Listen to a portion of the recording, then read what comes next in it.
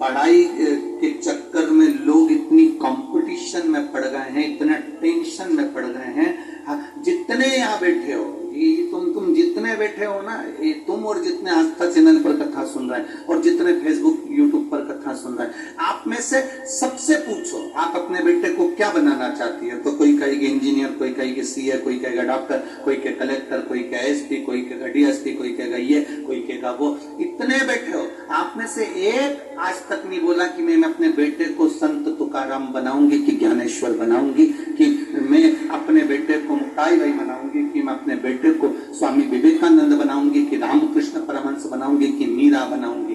पहले के लोग अपने बच्चे को संत बनाने का, साधु बनाने का, उसको श्रेष्ठ बनाने का प्रयास करते थे। आज के जमाने में जिससे मिलो वो एक ही बात कहता, बेटा पढ़ाई कर रहा है गुरुजी, आशीर्वाद तो डॉक्टर बन जाए।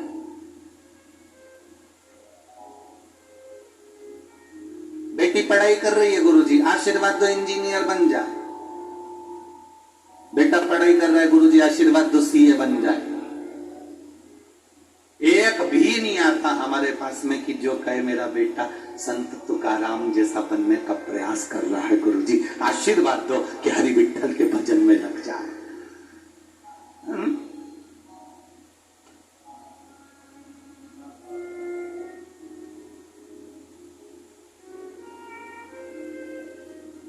कोई नहीं चाहता।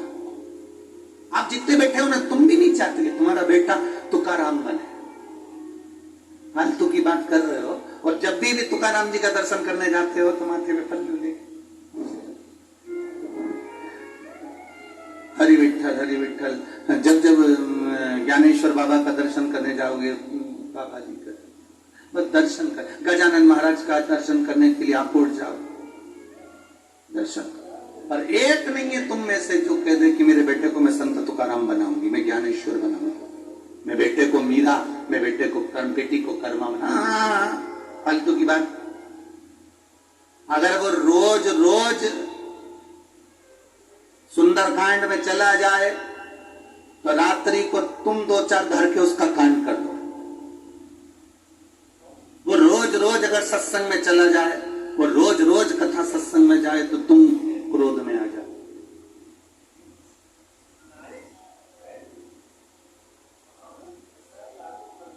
बड़ी बड़ी विडंबना है, बहुत विडंबना। सेठानी अपने गर्भ में जो बच्चा है, उस बच्चे को भगवान शिव जी की आराधना करते करते उनसे निवेदन करती है कि मेरा बच्चा आपकी सेवा में लगे, मेरा बच्चा आपके गणेश जी की सेवा में लगे, मेरा बच्चा माता रानी की सेवा में लगे, मेरा बच्चा संत सेवा में लगे। और सेठ जी को नहीं मालूम कि पत्नी भगवान की आराधना करते करते क्या मांग रही।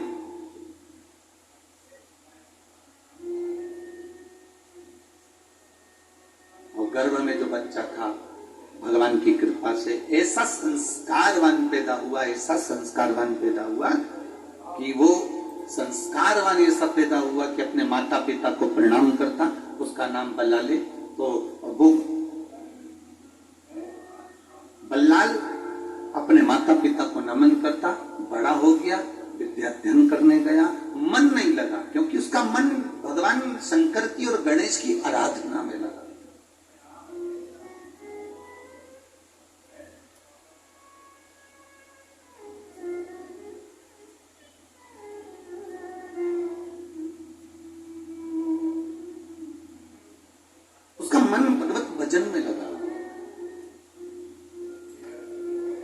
दुनिया के सबसे ज्यादा संत अगर कहीं जन्म लिए हैं तो ये महाराष्ट्र की पावन धरा पर जन्म।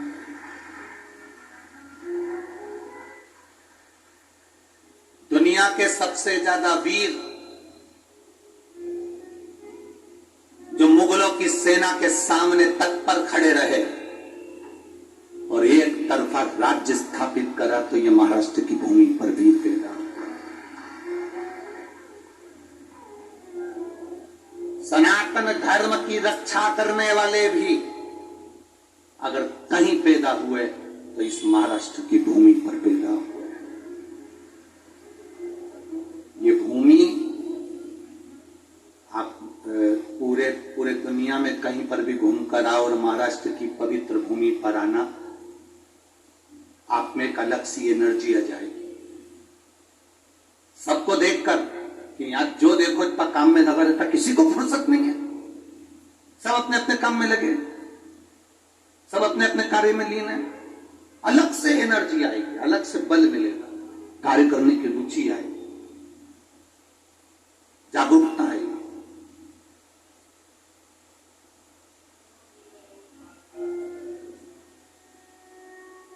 जो महाराष्ट्र का पानी पी लेता है वो 10 घाट का पानी नहीं पीता, एक ही घाट भारी है उसको। साधारण है। महाराष्ट्र की पावर धारा, महाराष्ट्र की पुण्यमय धारा संत की धारा है, महाराष्ट्र की पुण्य धारा सत्य की धारा है, और महाराष्ट्र की पुण्य धारा सनातन धर्म की धारा है। यहां वीर सनातनी होते हैं। यहां पर एक वीर ऐसे हुए, अभी की कथा, यहाँ पुराने वीरता की तो बात ही नहीं कर रहे हम। यहाँ के वीर एक ऐसे हुए, बाला साहिब ठाकरे ऐसे वीर हुए जो 1990 में जब उपद्रव मचा कश्मीर में और विरोधियों ने जब विरोध करा और अमरनाथ की यात्रा को रोकने का कहा, तब बाला साहब ठाकरे ने अपनी धाड़ भरी और कह दिया, मुंबई से ही तो निकलोगे तुम भी, अगर वो अमरनाथ की यात्रा रुकी तो मुंबई से जाने वाली सारी यात्रा रोक दी जाएगी, तुम जहां जाना चाहते हो। तब जाकर फिर अमरनाथ की यात्रा प्रारंभ। ये कोई साधारण है? ये साधारण भूमि है क्या? इसी महाराष्ट्र की पावन धरा से वीर शिवाजी का प्रगट्य है। इसी महाराष्ट्र की पावन धरा से मां अहिल्याबाई का प्रागट्य है। इस वीर भूमि को हम कैसे भूल जाए? संत दिए, साधु दिए, सन्यासी दिए, तपस्वी दिए, वीरता दी, सनातन धर्म दिया। चाहे दुनिया के लोगों ने कितना भी विरोध करा हो, पर यहां सनातन धर्म को हमेशा जागरूकता उत्पन्न कराई गई है और जागरूकता दी गई है, जिससे सनातन धर्म बढ़ता रहे, सनातन धर्म बढ़ता रहे। आज पूरा देश जिन गणेश जी महाराज को अपने घरों में बिठा रहे हैं, आज पूरा देश जो गणेश जी महाराज की स्थापना कर रहे हैं, वो इसी महाराष्ट्र की पुण्यमय धरा से सब दूर सुगंध फैलाई गई, इसी महाराष्ट्र की पावन धरा।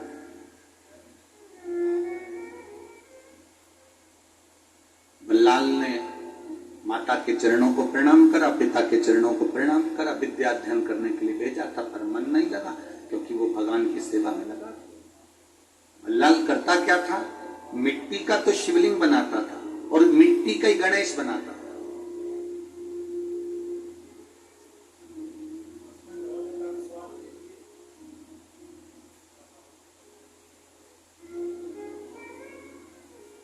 मिट्टी का गणेश बना रहे हैं, मिट्टी का शिवलिंग बना रहे हैं और उसकी आराधना कर रहे हैं, उसकी आराधना।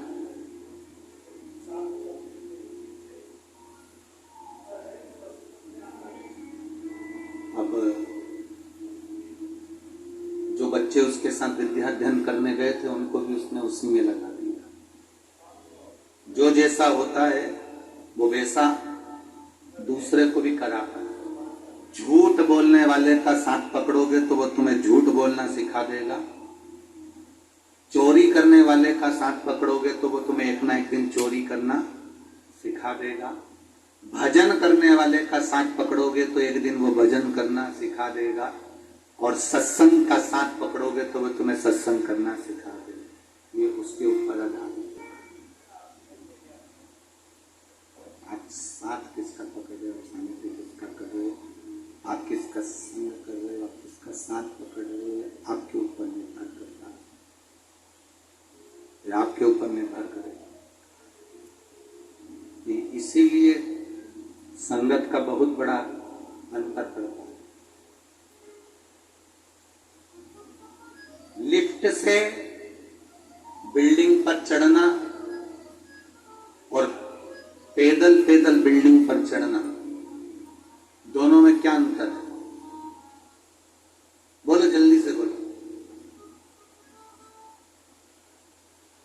लिफ्ट से बिल्डिंग पर चढ़ना और पैदल पांव के द्वारा बिल्डिंग पर चढ़ना, दोनों में क्या अंतर है?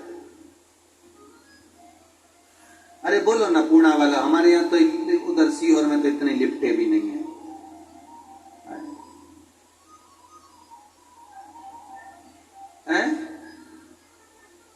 कम मेहनत पड़ती है, बेटी बोली है कम मेहनत पड़ती है। लिफ्ट से चढ़ना और पैदल चढ़ना, दोनों में क्या अंतर है? दोनों में केवल एक अंतर भारी है। लिफ्ट से चढ़ते हो तो दूसरे के भरोसे चढ़ते हो। बोलो सही है कि गलत है? दूसरे के भरोसे चढ़ते हो। और अगर पैदल चढ़ते हो तो अपने बल पर, अपने पांव के भरोसे पर चढ़ते हो। अपने ऊपर भरोसा है तुम्हें, अपने पांव पर भरोसा।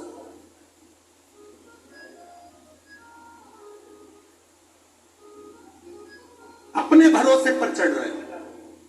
2 मंजिल मैं चढ़ जाऊंगी, तुम आओ लिफ्ट से, लिफ्ट की जरूरत तुम्हें, तुम आओ, मैं अभी पहुंचती हूं, अभी पहुंचती हूं मैं।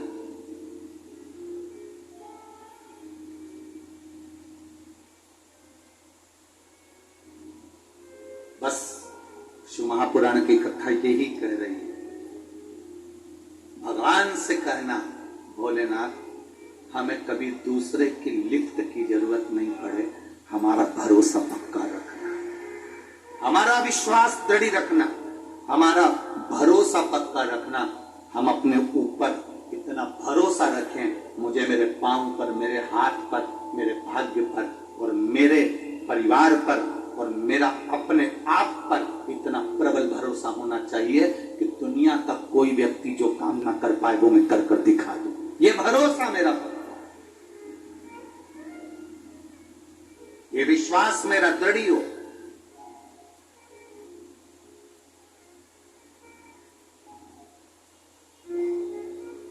और बल्लाल के विश्वास बड़ा दृढ़ था, भरोसा बड़ा पक्का था। मेरी जीजियों और मेरे जीजाओं और जितने यहां बैठे हैं और जितने टीवी पर कथा सुन रहे हो, आप सबसे कहेंगे शरीर कमजोर पड़ जाए चल जाएगा, उसमें कोई टेंशन मत लेना कि मेरा शरीर कमजोर हो गया। शरीर कमजोर हो जाए चल जाएगा, पर अपने मन को, अपने दिल को कभी कमजोर मत होने दे। शरीर अगर कमजोर हो गया चलेगा, कोई दिक्कत नहीं है। बीमारी आई, शरीर कमजोर हो गया, पर बीमारी आने पर तुम्हारा दिल कमजोर नहीं होना चाहिए। बड़ी से बड़ी बीमारी में भी अगर शरीर बेकार भी हो जाए तो दिल पक्का रखना कि मैं ठीक होकर मानूंगी, ये मेरा विश्वास है। शरीर कमजोर होने से कोई टेंशन मत लो, पर मन कमजोर मत होने दे, दिल कमजोर मत होने दे। व्यक्ति कब टूटता है? शरीर से व्यक्ति इसलिए नहीं टूटता जो दिल से टूटता, जो मन से टूटता। ये कोरोना की बीमारी में जो आधे से ज्यादा मरे हैं ना, वो शरीर से नहीं मरे हैं। जो आधे से ज्यादा मरे हैं उनका दिल टूट गया था, मन टूट गया था। अब कोरोना हो गया, बच पाऊंगा कि नहीं बच पाऊंगा। अब मैं हॉस्पिटल में जा रहा हूं, मैं एम्बुलेंस में बैठकर हॉस्पिटल जा रहा हूं, अब बचूंगा कि नहीं बचूंगा। उनका दिल कमजोर हो गया, मन कमजोर हो गया। शरीर कमजोर होता ना तो चल जाता। और कई कई ऐसे भी हैं, इसी मंडप में बैठे हैं, इन्हीं पंडालों में बैठे हैं, जिनकी उम्र 65 साल 70 साल।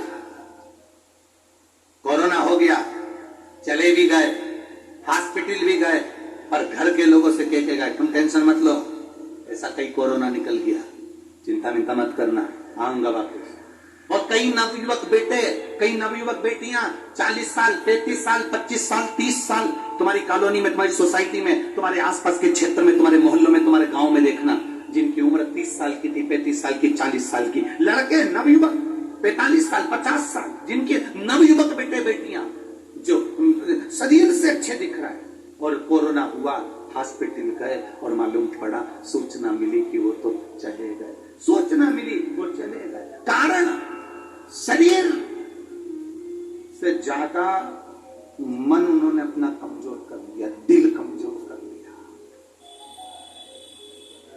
दिल कमजोर।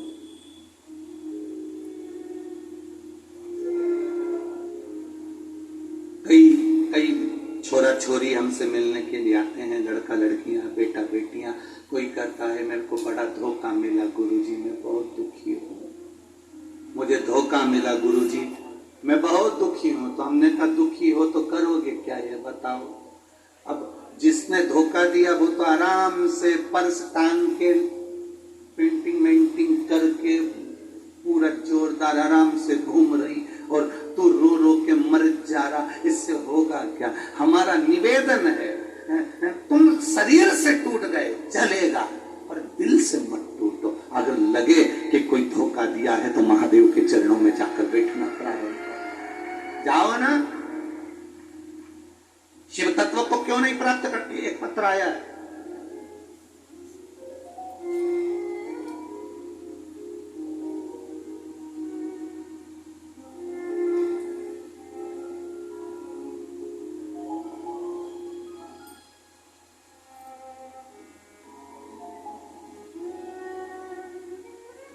मेरा नाम सोनाली योगराज पवार, मैं अब्बट पुणे की रहने वाली हूं।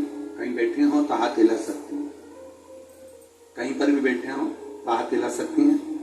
मेरा नाम सोनाली योगराज पवार है, मेरा मोबाइल नंबर ये है, मैं अब्बट पुणे की रहने वाली हूं। एक लोटे जल का क्या वर्णन करूं। कहीं बैठी हैं क्या, तो हाथ हिला दो। अच्छा यहाँ है, ठीक है, हाथ हिला दो बहन। एक लोटे जल का मैं क्या बखान करूं गुरुदेव, मैं लिख नहीं सकती। बताना चाहती हूं कि मेरा भाई पवन बसंत कुमार बसंत ठाकुर 2019 से सरकारी नौकरी के लिए तैयारी कर रहा था, हर बार हार रहा था। एक बार तो इतना डिप्रेशन में पहुंच गया कि उसको लगा कि अब मैं कुछ नहीं कर सकता, कुछ भी नहीं। तब मैंने मेरे भाई से पशुपतिनाथ का व्रत करवाया और कहा भाई तो चिंता मत कर, वो सीहोर वाला महाराज छाती ठोक कर कहता है कि मेरा बाबा बैठा है, तो टेंशन मत लेना। तो तू डिप्रेशन में क्यों पड़ा, एक बार फिर तैयारी कर। उसने कहा दीदी मैं निकल नहीं पाऊंगा। मैंने कहा पशुपतिनाथ का व्रत कर, शिव जी की स्तुति कर, अपने मन को पक्का कर, अब की बार निकलेगा, ये निश्चित है। और मैंने मेरे भाई से पशुपतिनाथ का व्रत कराया। धीरे धीरे जैसे जैसे सोमवार बढ़ते गए वैसे वैसे मेरे भाई का विल पावर बढ़ा। उसने पढ़ाई पर ध्यान दिया क्योंकि टूट गया था, डिप्रेशन तक पहुंच गया था। तब आखिरी में बाबा की ऐसी कृपा हुई, 16 मई 2023 को मेरा भाई जो रेलवे का एग्जाम दिया था उस रेलवे के एग्जाम में निकल गया और भुसावल मध्य रेलवे में उसकी नौकरी लग गई। मैं प्रणाम करने के लिए भुसावल मध्य रेलवे में मेरी उसकी नौकरी लग गई, मैं प्रणाम करती हूं। ये शिव तत्व है। बैठिए बहन, एक बार हाथ हिला दो। हर हर महादेव। शिव तत्व की प्राप्ति इसी को कहते हैं। ये शंकर की प्राप्ति का केंद्र बिंदु है। क्यों हारे, शरीर कमजोर होगा चलेगा, पर दिल मन कमजोर मत होने देना। आप बूढ़े हो गए, आपका शरीर कमजोर हो गया, आप बुजुर्ग हो गए, शरीर कमजोर हो गया, आप बीमार हो गए, शरीर कमजोर हो गया, आप शरीर से टूट गए। सबने कहा है मौसी जी कितनी कमजोर दिख रही हो, मामा जी कितने दुबले दिख रहे हो। उनसे कह देना ये शरीर पर मत जाना, शरीर कमजोर हुआ है। पर सीहोर वाला महाराज कहता आया है दिल मन कमजोर मत होने देना, दिल से मजबूत बने रहना। अभी और मेरी जिंदगी है, अभी और मैं जीऊंगा, अभी और मैं मेहनत करूंगा और मैं विजेता पाऊंगा। कैसे टूट जाए?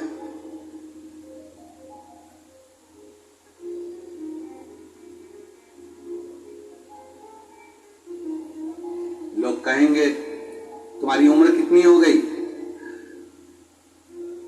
68 के करीब में है। अच्छी हो गई 68, 68। हाउ? कोई ने कहा 70 के हो गए, कोई ने कहा 72 के हो गए, कोई कहे 80 के हो गए। फिर भी कहना चिंता मत करो, अभी तो 10-20 साल जाने वाली नहीं हो। अभी नहीं जाऊंगी, अभी तो सियोर वाले महाराज की और कथाएं सुनूंगी टीवी खोल खोल। अभी काय को जाऊंगी मैं? अपने दिल को मजबूत रखो, अपने मन को मजबूत रखो। कई बहुएं हमसे कह देती हैं, गुरुजी ये बूढ़ी बूढ़ी माताओं को समझाते क्यों नहीं हो तुम? इन बुजुर्गों को थोड़ा समझाना चाहिए, तुमको मोबाइल लेके बैठी रहती है। और जितना तो हमको चलाना नहीं आता उतना ही बूढ़ी अम्मा को आता। तुम इनको समझाते क्यों नहीं हो कि ये मोबाइल पकड़ के बैठी रहती है, इनको तो माला पकड़ के बैठना चाहिए, तो ये मोबाइल पकड़ के बैठी रहती है। हमने कहा बहुरानी, सबसे ज्यादा खुशी तुझे होना चाहिए कि इस बुढ़ापे में तेरा पल्लू पकड़ के नहीं बैठी है, मोबाइल पकड़ कर बैठी है। तुम्हें खुशी होना चाहिए, प्रसन्नता होना चाहिए, उसमें कोई दिक्कत नहीं है।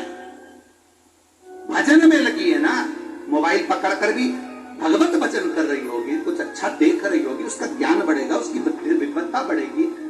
फालतू का टेंशन तो नहीं दे रही है। पहले के जमाने में सास बहू की लड़ाई होती किस बात की थी? बुजुर्ग अवस्था बढ़ती जाती थी, सास को लगता था कि मैं जितना काम करती हूं बहू मेरे बराबर कर काम करे।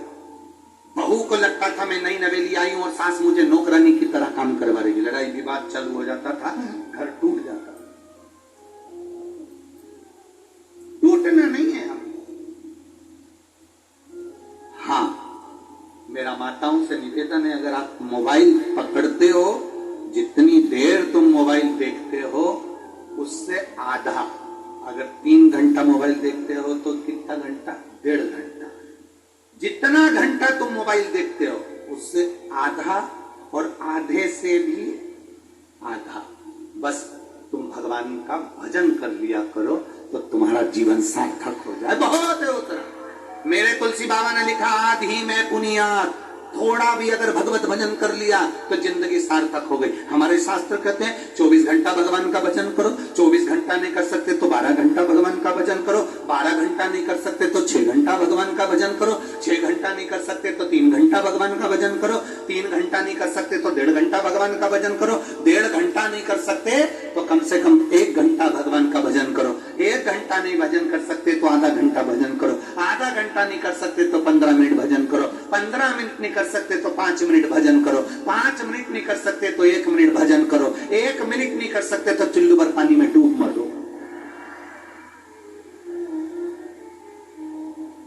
शास्त्र कह रहा है 24 घंटा तुमको दिया, उसमें से थोड़ा सा निकालो, ज्यादा नहीं। हमें बहुत ज्यादा समय देना ही नहीं, ज्यादा समय नहीं देना हमें, तो थोड़ा, और तो थोड़ा भी दो तो ऐसा देना कि वो पूरे समय से ज्यादा अच्छा समय है।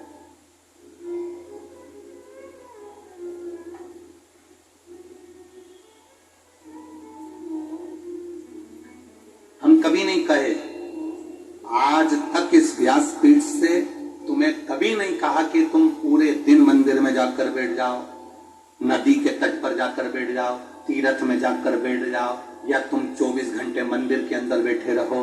हमने कभी इस व्यासपीठ से नहीं कहा कि तुम 24 घंटे माला पकड़ कर बैठे रहो, तुम 24 घंटे भगवान का भजन कर। हमने कभी नहीं कहा, और कभी न कहने वाले तुमसे कि तुम 24 घंटे भगवान का भजन करो। आपसे तो निवेदन है, आधी में पुनिया, थोड़ा करो पर अच्छा। 1 लोटा जल महादेव को समर्पित करने के लिए जाओ तो उसमें तुम्हारा पूर्ण समर्पण होना चाहिए, उसमें तुम्हारा दिखावा नहीं है। मैं आई हूं, थोड़ी देर के लिए आई हूं, बाबा के पास आई हूं, अपने दिल की बात कहने के लिए आई हूं। क्षण के लिए भी जाओ तो पूर्ण समर्पित हो।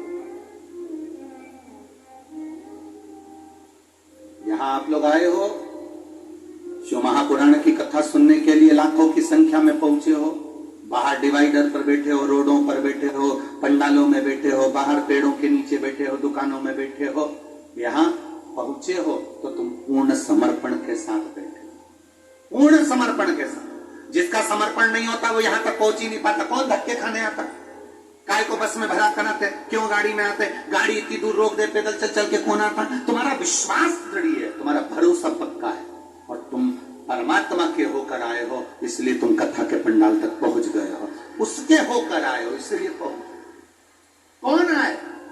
अगर आज के लोगों को मालूम हो जाए ना कि इधर कथा हो रही है और बहुत भीड़ पड़ती है तो लोग अपना रास्ता चेंज कर लेते हैं। बोलो नहीं जी, हाँ सही है कि गलत? चेंज करते कि नहीं करते? पर तुम एक ऐसे हो, तुम्हें मालूम है इतनी भीड़ पड़ रही है, तुम्हें मालूम है ट्रैफिक जाम हो रहा है, तुम्हें मालूम है निकलने में 2 घंटे लग जाएंगे, तुम्हें मालूम है टैक्सी मिलेगी, बस मिलेगी, कम मिलेगी, पता नहीं, तुम्हें मालूम है पानी गिरेगा, तुम्हें मालूम है भीड़ बहुत होगी, तुम्हें मालूम है कीचड़ भी पड़ रहा है, तुम्हें सब मालूम है। उसके बाद भी तुमने अपना रास्ता चेंज नहीं करा, उस रास्ते पर चलते रहे, चलते रहे, चलते रहे। 7 दिन तक इस भीड़ के रास्ते पर चलते चलते महादेव की कथा तक पहुंचे हो। जब तुमने अपनी मंजिल नहीं छोड़ी तो परमात्मा भी तुम्हारी मंजिल नहीं छोड़ेगा, ये निश्चित है। क्यों छोड़े वो? तुम अपनी मंजिल नहीं छोड़ते तो वो कैसे छोड़ सकता?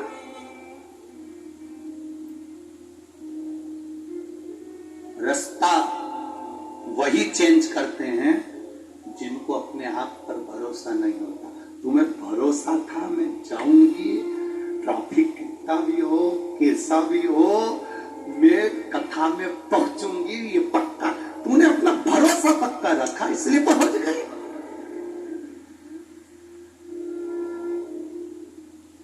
और कितनी बुजुर्ग बुजुर्ग माता बैठी हैं, कितनी जो 55 से ऊपर है। जरा हाथ उठाना,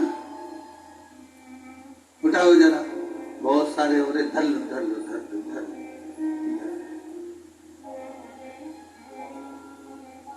और जो 35 से नीचे हो, 35 से जो नीचे हो, हाथ उठाओ जरा। बहुत हो, रख लो, रख लो, धर लो, भगवान भला करे तुम सब। अब जित 55 से ऊपर वाली इतनी अवस्था में तो बहुएं भी कह देती हैं, मम्मी क्या करोगी जाके, तुम इतनी भीड़ में क्या करोगी? पर तुमने अपना भरोसा नहीं तोड़ा, तुमने विश्वास पक्का रखा, इसलिए यहां तक पहुंच गए। अपने भरोसे को जो दृढ़ रखता है, अपनी मंजिल को जो नहीं छोड़ता, घूम फिर के भी जाऊंगा तो मंजिल तक जाऊंगा। अगर इस रास्ते में बस अड़ गई तो उधर से ऑटो लेकर निकल जाऊंगी, उधर से अड़ गई तो उधर से निकल जाऊंगी। 4-5 गेट बने हैं कथा के पंडाल में जाने के लिए। एक गेट से नहीं जाने देगा, दूसरे से जाऊंगी, दूसरे से नहीं जाने देगा, तीसरे से जाऊंगी, पर अपनी मंजिल पर पहुंचूंगी जरूर, ये निश्चित है। आप दृढ़ बन गए, आपका भरोसा पक्का हो गया तो आप मंजिल तक पहुंच गए। और यही भरोसा, यही दृढ़ता तुम्हें आखिरी तक चाहिए, अंतिम सांस तक। इस भरोसे को मत तोड़ना, इस दृढ़ता को मत तोड़ना।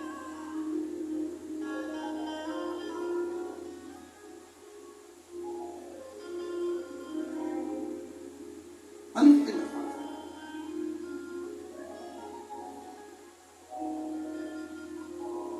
और जब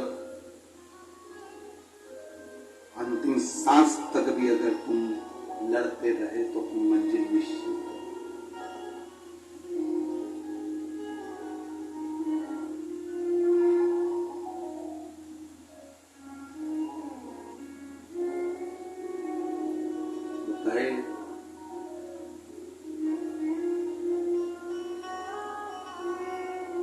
बड़ी दूर किनारा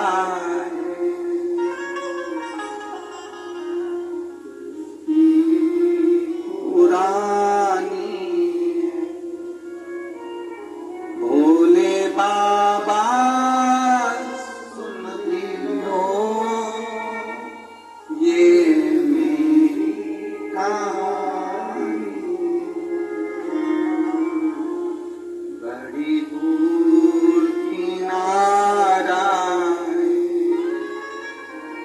बस्ती भी पुरानी, भोले बाबा सुन भी लो ये मेरी कहानी। और उम्र भी हो जाए तो ये नहीं सोचना कि अब तो परमात्मा के पास जाना है। कई माताएं कहती अब तो मर जाऊं तो अच्छा, अब तो भगवान उठा ले तो अच्छा, अब तो भगवान ले जाए तो अच्छा। एक बूढ़िया थी, लकड़ी का काम करती थी, लकड़ी बीन के सिर पे रख कर बेचने जाती थी, बहुत थक जाती थी। जब जब थकती थी तब तब कहती थी भगवान अब तो तू उठा ले, मैं बहुत परेशान हो गई, उठा ले। एक दिन शंकर जी से पार्वती जी ने कहा ये रोज रोज कहती है उठा ले उठा ले, तुम जाते क्यों नहीं हो उठाने के लिए? शंकर भगवान बोले अब की बार बोलेगी तो उठा लाऊंगा। बुढ़िया ने फिर कहा मैं बहुत परेशान हो गई, अब मुझसे बनता नहीं, तू तो उठा ले।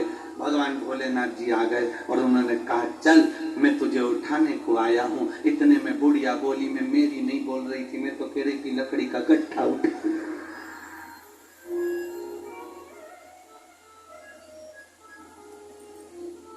तुम इतने से में टूट गए। कोई कहता है मेरा पति चले गया तो मैं बहुत टूट गई, कोई कहती है मेरी पत्नी चली गई तो मैं टूट गई, कोई कहे मेरे साथ में ये घटना घट गई तो मैं टूट गया, कोई कहता मेरे साथ ये घटना घट गई तो मैं टूट गया, कोई कहे हम काम करते हैं पर फल नहीं मिलता तो मैं टूट गया। अरे मरते दम तक भी मत टूटो, बल तैयार रखो।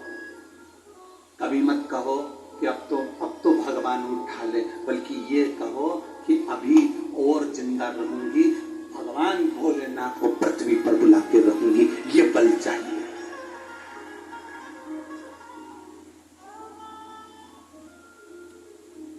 ये बल अपने भीतर उत्पन्न करो ना। वो क्या कहते हैं, बुढ़ा तेरा, वो एक किसी ने कहा है बुढ़ा तेरा, क्या हम कहां बुढ़े हुए?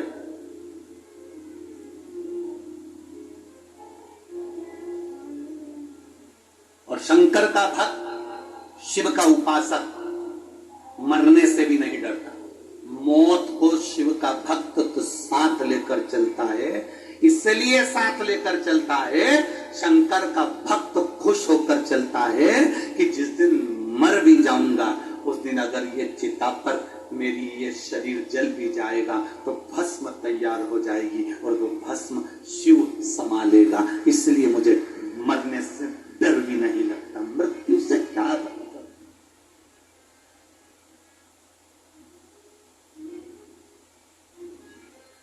थोड़ा सा दुख आया, रस्सी लाए, टंग गए। थोड़ा सा दुख आया, गोली लाए, मर गए। थोड़ा सा दुख आया, बस के नीचे, ट्रेन के नीचे मर गए।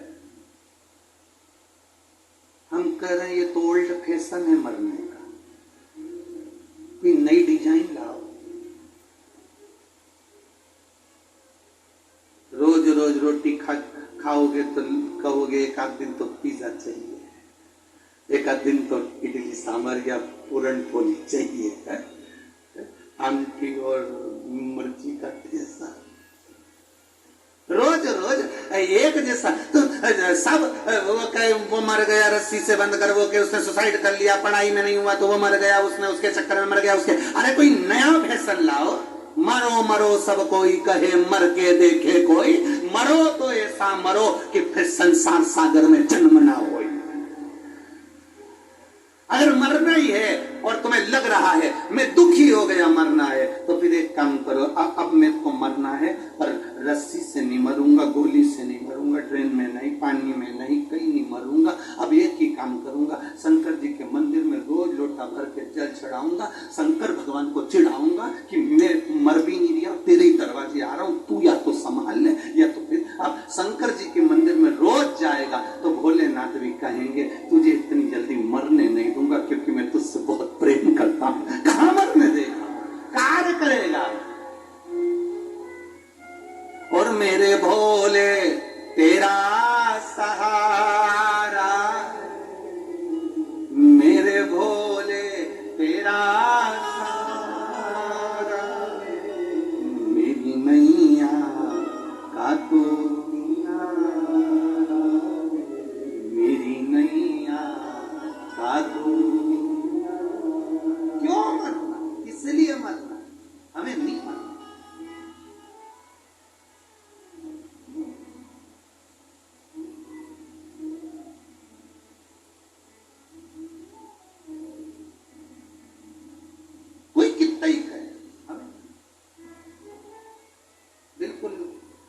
चीजें तो बिल्कुल पकड़ लो तुम जीजियों। मैं तुम्हारा निवेदन करूं तुम लोगों से, बिल्कुल सब भाई बहनों से निवेदन, बिल्कुल पकड़ लो इस चीज पे। हमें चाहे कुछ भी हो जाए,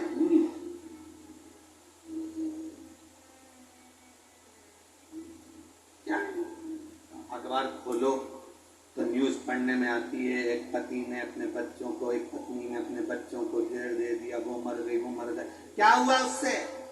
तुम्हारे परिवार वालों को कोई फर्क पड़ा तुम्हारे मरने से? दुख आता है ना तो राह दिखाता है, तकलीफ आती है ना राह दिखाती है, कष्ट आता है ना राह दिखाती है।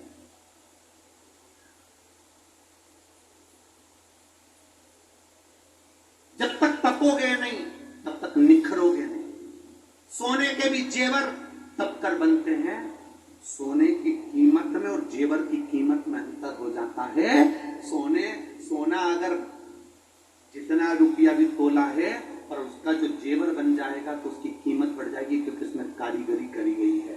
तुम्हें अगर तपाया गया है, तुम्हें अगर दुख दिया गया है, तुम्हें अगर कष्ट दिया गया है, तो तैयारी रखना, तुम कीमती जेवर बनने वाले हो, जो परमात्मा तुम्हारे साथ में। क्यों मरना, किससे? दो चीजें पकड़ के रखो, कितना भी दुख हो नहीं मरना, जा। कर्जा भी हो गया ना, नहीं मरूं, जा। और अगर लड़ाई हो जाए तो मेरी जीजियों से निवेदन है, कभी लड़कर मायके मत जाना।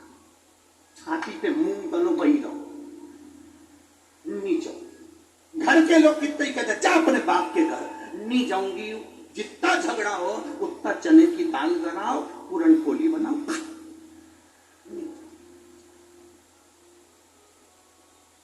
और अगर वो ज्यादा बोले कि तू जा, तो साथ में आमटी भी तैयार करो। और ज्यादा गुस्सा आए तो मिर्ची को कूट के ठेसा बना लो, नीचो। कहे तो जा अपने बाप के घर, जा अपने पिता के घर, नहीं जाऊंगी, जा। मेरी माताओं से निवेदन, आज घर जो टूट रहे हैं ना इसी बात के, तुम चले जाती मायके वाले तुमसे कह देते हैं अब मत जाना, कभी भी मत जा। आप हम उनको अदालत में देखेंगे, इसमें देखेंगे, उसमें देखेंगे। और बेटा और बेटी का घर टूट गया, वो अदालत में खड़े हैं, वो अदालत में पहुंच रहे हैं, अदालत में एक दूसरे का मुंह देख रहे हैं, इधर से ये भड़का रहा है, उधर से वो भड़का रहा है। मत जा, वही छाती पे रहे।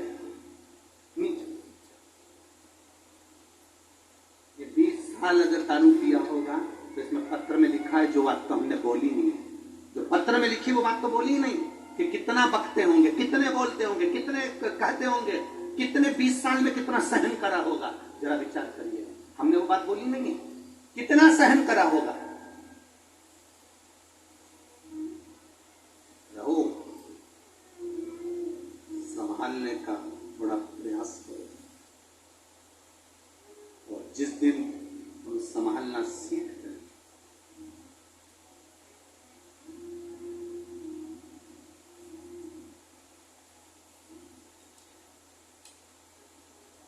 सफलता इश्क से नहीं मिलती है, सफलता रिस्क से मिलती है। अगर इश्क से सफलता मिल जाती तो बात दूसरी थी। सफलता तो रिस्क लेते हैं जब हम कंपटीशन में उतरते हैं, दुनिया का दबाव पड़ता है, टेंशन आती है, बहुत चिंताएं आती हैं, तब सफलता मिलती है। इश्क करने से सफलता नहीं मिलती, रिस्क लेने से सफलता मिलती है।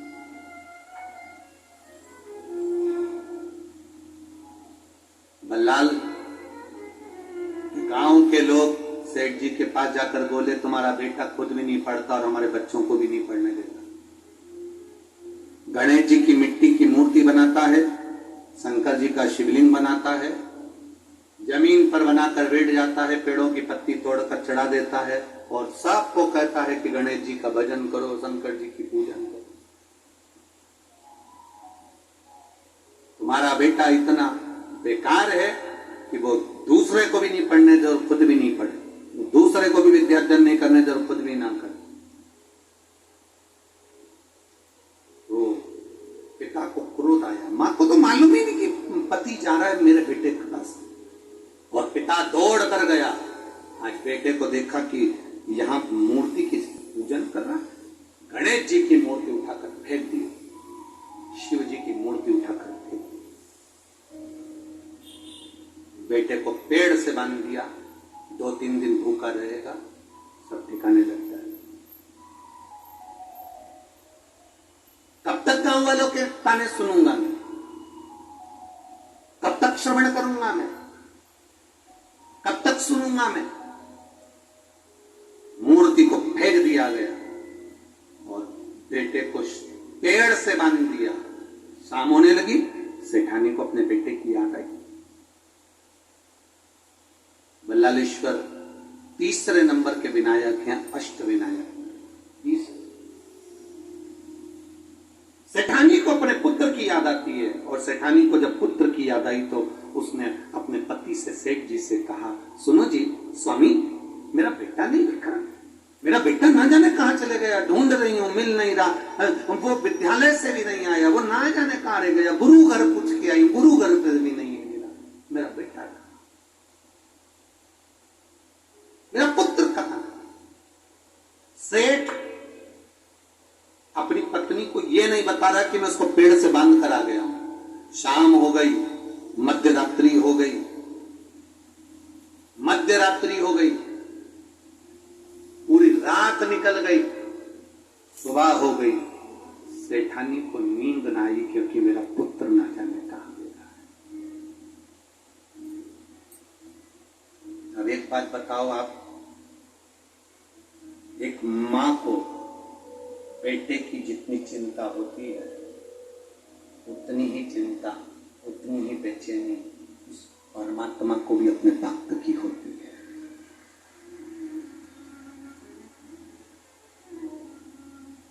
उतनी चिंता, उतनी बेचैनी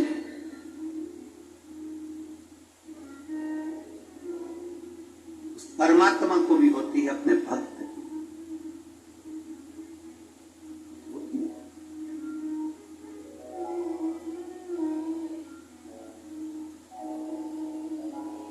मिलन की आस परमात्मा को भी,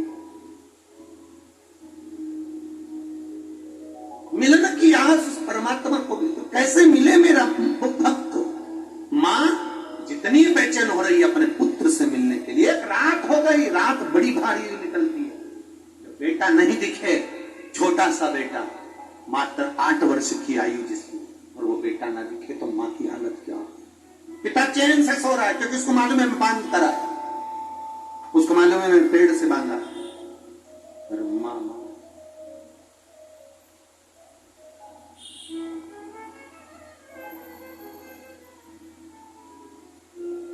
अभी छिंदवाड़ा की कथा में आपको कहा था, यहां सबको है अपनी पड़ी, भजन कर ले घड़ी,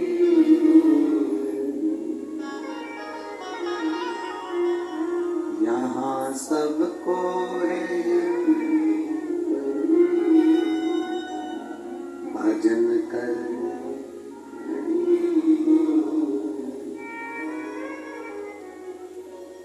इन नैनों का होना भी क्या, इन नैनों का होना भी क्या, जिन नैनों से, जिन आंखों से हमने भगवान का दर्शन ही नहीं किया, तो उन नैनों से क्या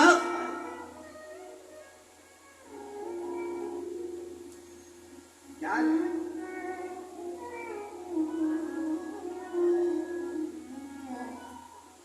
मिले जो समय, मां बेचैन पिता को मालूम था मैं पेड़ से बांध कर आया हूं। पूरा रात, सुबह हो गई। आज माँ किससे कहे कि मेरा बेटा नहीं मिलता, मेरा बल्लाल नहीं मिल रहा, मेरा बेटा नहीं मिल रहा। ढूंढते ढूंढते माँ थक गई। तब उस माँ ने जो पहले करती थी आज वो किया।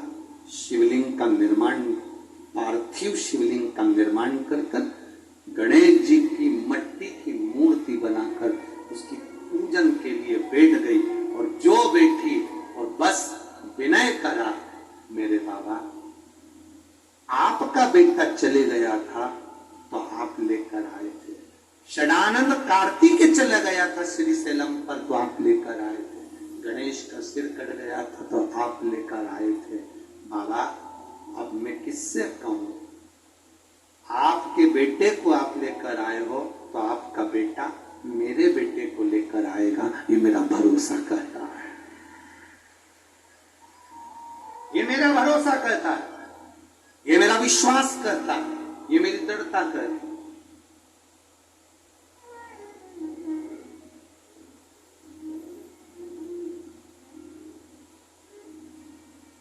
वो साध सकता है।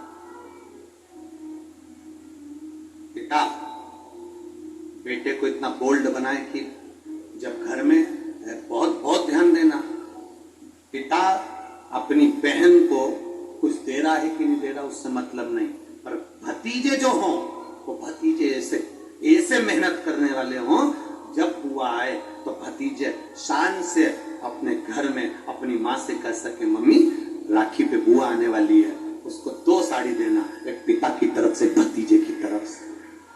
अब उसका भतीजा भी कमा रहा है, अब मैं भी कमा, देव बुआ आई है उसको देना। पिता से ज्यादा भतीजे का फर्ज बनता है कि अपनी बुआ को कुछ दे।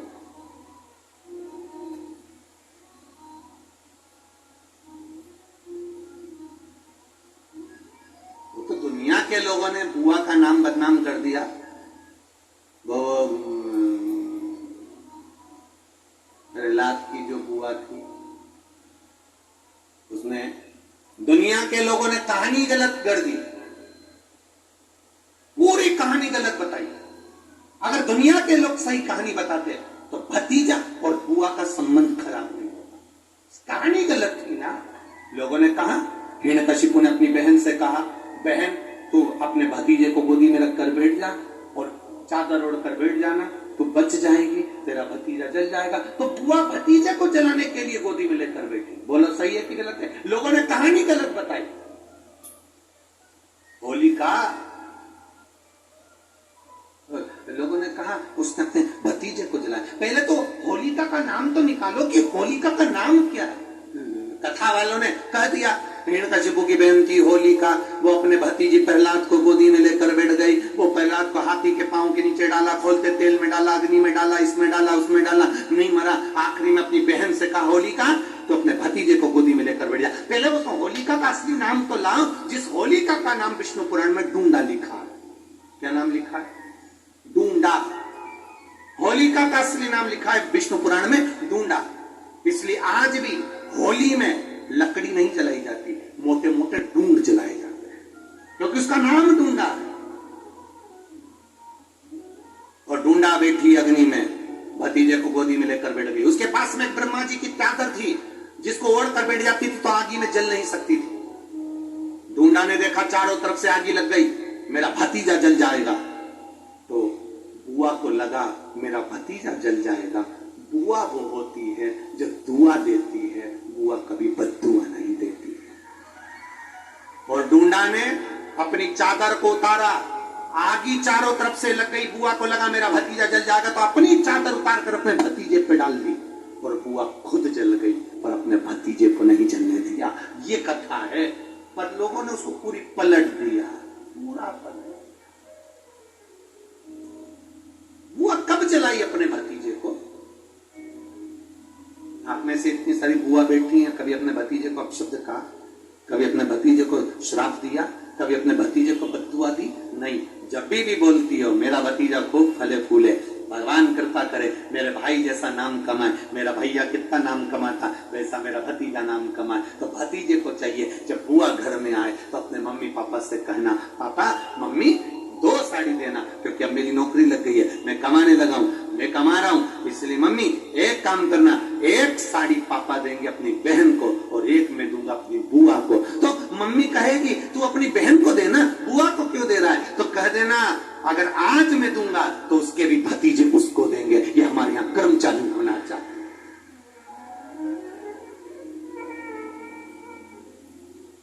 पर करे क्या,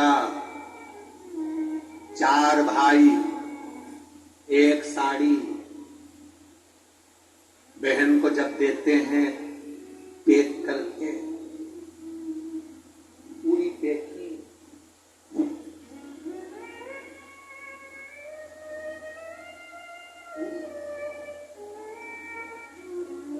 अच्छी बढ़िया वाली साड़ी अगर ढीली ढीली दिखे तो उसमें कपड़ा भी फंसा सकता आता है, पैकिंग करके।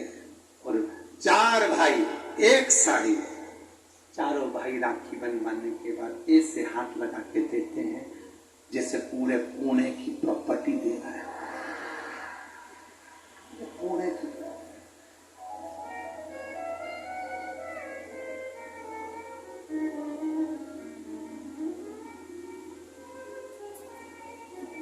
अब किसी ने पूछा कि क्यों रे चारों भाइयों ने मिलके 1 साड़ी दी? अभी हम एक ही तो घर में रहते हैं, सब एक हैं। तो एक काम करा करो, 1 थाली खाने की लगाओ, 1 भाई खाना खाए, बाकी के सब टच करके बैठ जाओ। एक ही जगह तो रह रहे हो, एक ही थाली में था। तुम्हारे टच करने से 4 भाई का 1 साड़ी में हिस्सा हो गया, तो तुम्हारा समोसा तुम खाओ, बाकी के 3 भाई टच करके बैठे, एक नहीं था। अपने को क्या करना, अपन तो अपनी साड़ी हो करो क्या, चित्त क्या, विचार करिए जरा, भरोसा अपने भतीजा कहे नहीं देव, बहन बेटी को देने से कभी घटता नहीं, कभी नहीं घटेगा, जिंदगी भर नहीं घटेगा। क्या घट रहा है? शिव को दिया कभी नहीं घटता, संत को दिया कभी नहीं घटता, और बहन बेटी को दिया, गौ माता को दिया, कभी नहीं घटता, कभी नहीं घटता।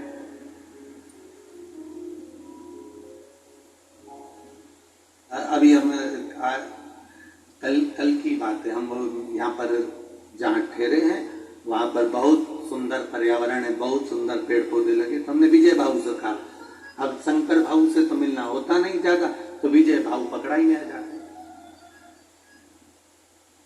शंकर भाऊ तुम्हारी सेवा में लगे रहते, विजय भाऊ हमारी सेवा में लगे।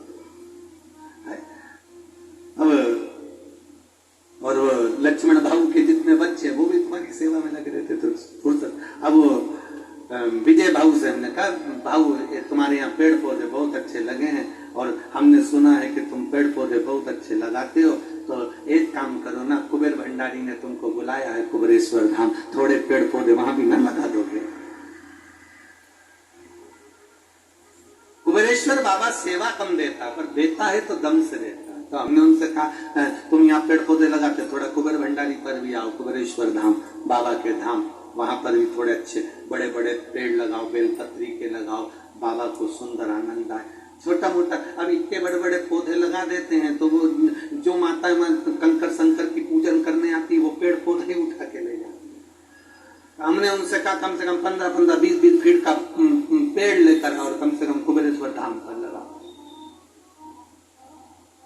थोड़ा बड़ा तो लगाओ। अब वहां पर जो वृक्षारोपण करने आते हैं वो उसी ने कहा है, जैसे एक नेताजी एक बगीचे में पौधा लगा के जाते हैं, तीसरे दिन बकरी छाल जाती है। तो करो क्या इतना छोटा सा पौधा का, बड़े बड़े लाओ। तो तुम लगा सकते हो कि मैं पनपे थोड़े दिन अपने घर पे उसको बड़ा करो। तो विजय भाऊ बोले, गुरुजी आप चिंता मत करो, बाबा ने अगर बुलाया है कुबेर भंडारी ने लक्ष्मण भाऊ, उसका भी एक आनंद होगा, और कुबेर भंडारी के बगीचे में हम भी पौधे लगाएंगे। ये बाबा का आनंद था। शंकर भाऊ, विजय भाऊ, हम तो यही कहेंगे, मिले सेवा करो दिल से। बहन बेटी को दिया घटता नहीं, गौ माता को दिया घटता नहीं, संत सन्यासी को दिया घटता नहीं, और अपने माता पिता को दिया कभी नहीं घटता, क्योंकि माता पिता मरने के बाद तुझे ही देकर चले जाते, तुझे स्वयं देकर जाएंगे। क्या एक रात पूरी हो गई, मां बेचैन हो गई, जितनी मां बेचैन होती है उतना भगवान बेचैन होता है। कह दिया मां ने, पार्थिव शिवलिंग का निर्माण कर कर, पार्थिव गणेश का निर्माण कर कर, प्रार्थना कर कर कहा, शंकर भगवान आप अपने पुत्र को लाए थे और आपका पुत्र मेरे पुत्र को लाएगा। जवाबदारी आपके पुत्र की है, जवाबदारी आपके बेटे की। जब बेटों पर जवाबदारी आती है तो फिर वो जवाबदारी बड़ी प्रबल होती है, बड़ी प्रबल। शिवलिंग बना लिया, गणेश बना लिए, पूजन में लग गई।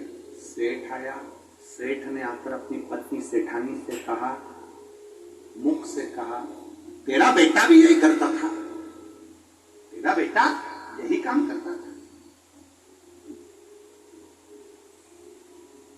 और तू भी यही कर रही।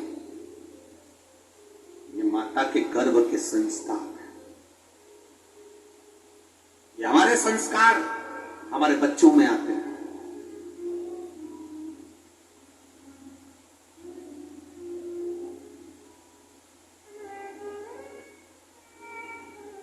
बहुत ध्यान देना, समझने वाली बात है। शुगर की बीमारी पिता को है तो बेटे को भी होगी, और बोलो जम के बेटी को भी होगी। बोलो सही है कि गलत है? डॉक्टर के पास दिखाने जाओगे तो पूछ लेगा, क्यों तुम्हारे यहाँ किसी को शुगर थी क्या, तुम्हारे यहाँ किसी को बीपी था, तुम्हारे यहाँ किसी को ये बीमारी थी? डॉक्टर पूछता है। ये बीमारी के लक्षण, बीमारी का थोड़ा थोड़ा लक्षण अपने वंश में चला आता है। अगर पिता को शुगर थी, दादा को शुगर थी, तो बच्चों में धीरे धीरे वो आएगी, आती है। वो ब्लड की बीमारी है। अगर शुगर तुम्हारे पोते तक आ सकती है तो शंकर का भजन भी तुम्हारे पोते तक आना चाहिए। शुगर अगर तुम्हारी बेटी तक जा सकती है, नाती पंथी तक जा सकती है, तो भगवान का भजन भी नाती और पंथी तक जाना चाहिए। ये ब्लड के अनुसार चलना चाहिए। वक्त बदले, बदल जाने दो, पर खून नहीं बदलना चाहिए, सनातन धर्म का रहना चाहिए। ये कैसे बदल जाए?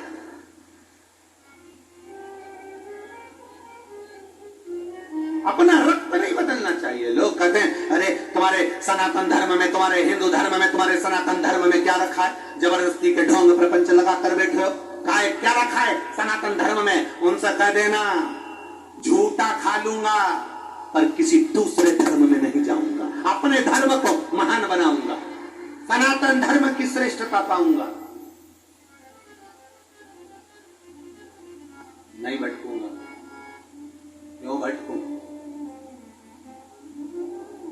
दूसरे धर्म के लोगों के लिए बहुत सारे देश हैं,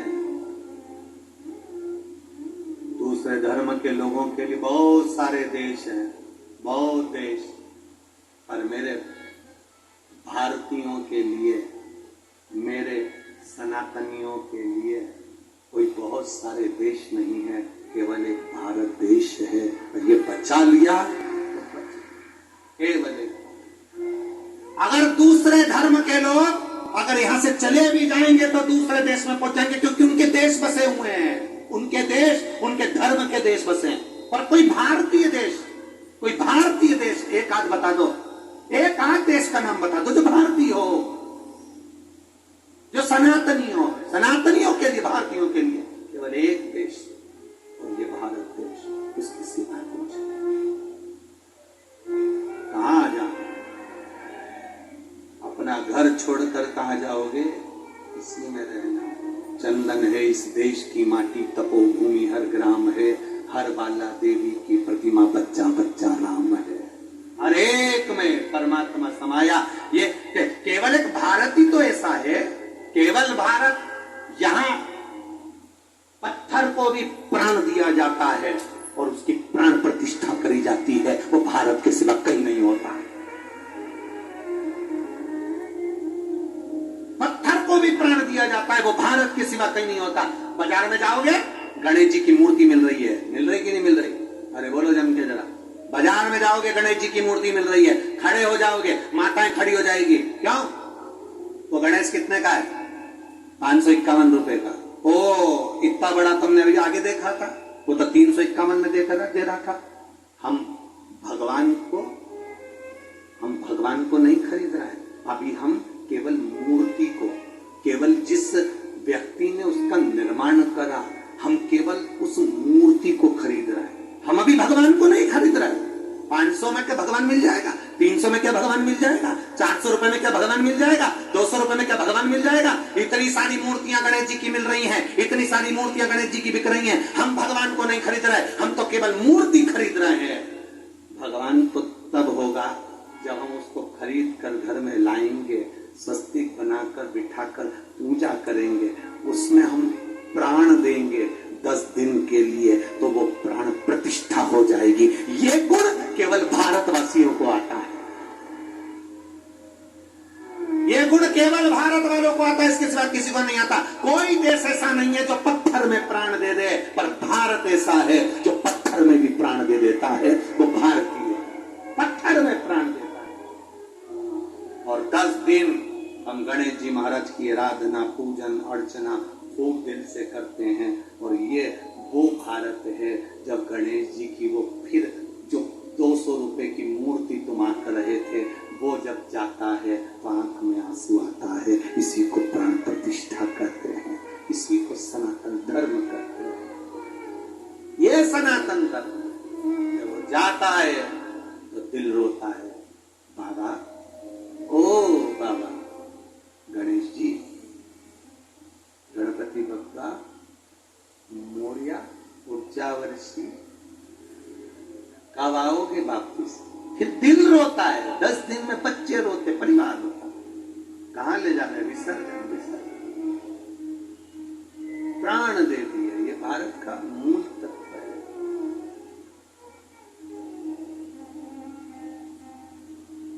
इसीलिए शिव तत्व कह रहा है, भगवान शंकर का संवाद, ओगड़दानी का सुंदर भाव का शिव तत्व।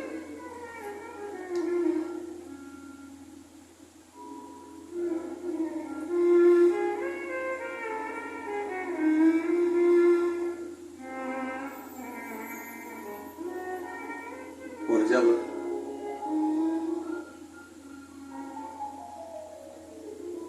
बल्लाल की मां ने मांगा, गणेश जी महाराज पहुंचे। विश्वास दृढ़ था ना। अब ये नहीं कहा कि शंकर जी तुम जाना, तुम्हारा बेटा मेरा बेटे को लाएगा, तुम्हारा बेटा मेरे बेटे को लाएगा, और मेरा बेटा नहीं है वो भी तुम्हारा ही है। अभी तक हमने अपने संबंध बनाकर रखे, आप अपने संबंध छोड़कर परमात्मा का संबंध बनाइए। रिश्तेदारी अच्छी रखोगे तो कोई भी मिल लेगा, कोई भी। तुम्हारी पहचान ही नहीं है,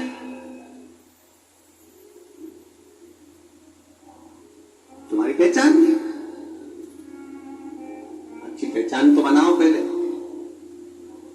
विधायक जी के यहाँ गए, आमदार के यहाँ गए, खासदार के यहाँ गए, और तुमने जाकर कहा जरा खासदार जी से बोल दो ना, अरे जरा आमदार जी से बोल दो ना, सांसद जी से बोल दो ना, मंत्री जी से बोल दो ना, बिमला बाई आई है, बोला ना।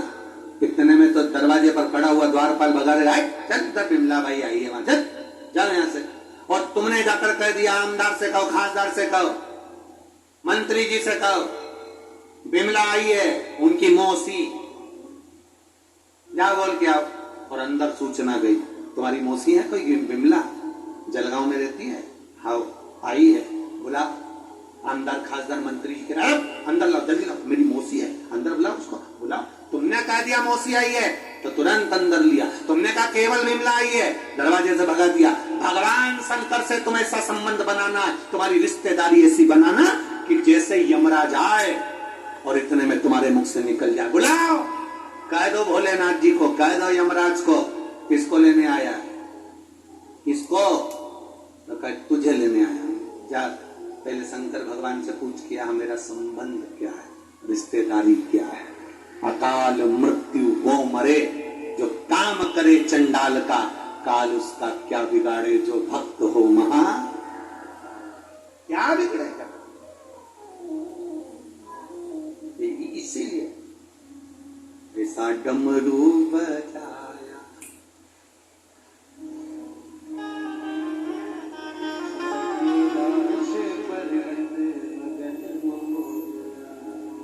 शिव तत्व की प्राप्ति हो, तेरे